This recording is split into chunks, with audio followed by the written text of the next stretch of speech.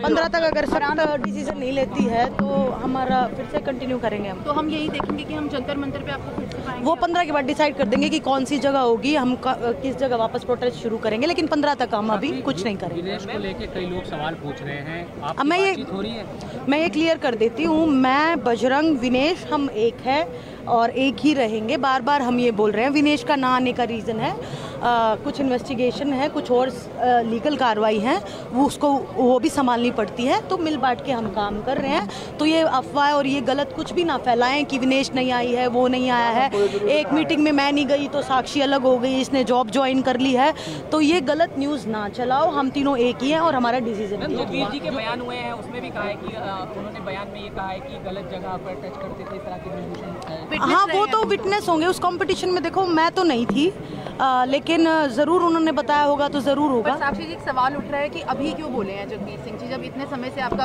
आंदोलन। अच्छा सुनो, मैं एक चीज़ क्लियर करना चाहती हूँ। शुरुआत दिन से हम ये बोल रहे हैं कि गिरफ्तारी होनी चाहिए, गिरफ्तारी होनी चाहिए। अगर वो बाहर रहेगा तो डर का माहौल रहेगा। पोस्को की लड़की के बयान बदल चुके हैं, पहले दिन से चिल्ला के बोल रहे हैं। अगर अंदर होगा, पुलिस कस्टडी में होगा, तो प्रेशर नहीं बना पाएगा किसी पे भी।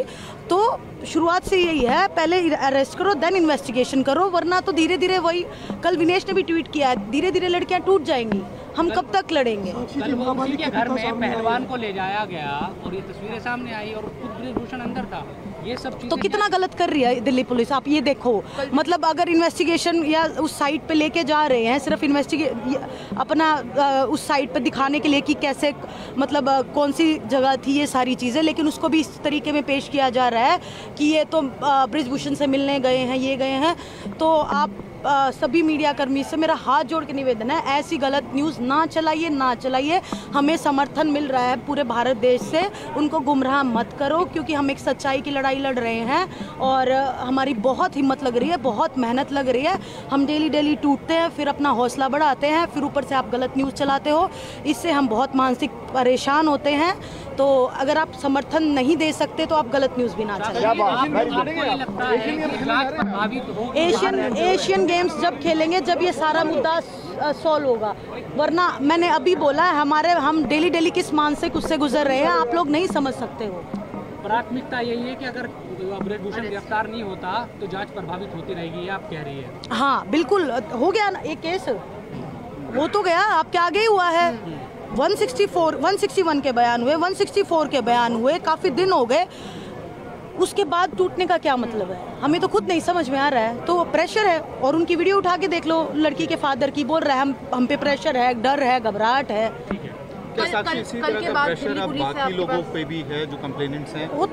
होता होगा। बजरंग के पास खुद कॉल्स आए हैं, बिक जाओ, टूट जाओ, ये हो जाओ, तो ये सब गलत है। देखो अगर बाहर होगा तो प्रेशर भी होगा, गलत नैरेटिव, गलत एजेंडे, पता नहीं कैसी न्यूज़ की हेडलाइंस चलाते हो। मुझे बड़ा दुख होता है कि हम इतनी मेहनत कर रहे हैं, एक भारत की बेटियों की लड़ाई को जीतने के लिए इतनी मेहनत कर रहे हैं, और फिर ऊपर से गलत न्यूज़ चला रहे हो, तो भारत की बेटियों का भी दिल टूटता है। आप प्लीज़ ऐसा ना करें। कल के बाद साक्षी जी, दिल्ली पुलिस की तरफ से आपको और कोई इंटीमेशन मिला है किसी और रिक्रिएशन के लिए? दिल्ली पुलिस ने आपको कल के बाद, कल जब नहीं, मेरी कल के बाद मेरी कोई दिल्ली पुलिस से बातचीत नहीं हुई है।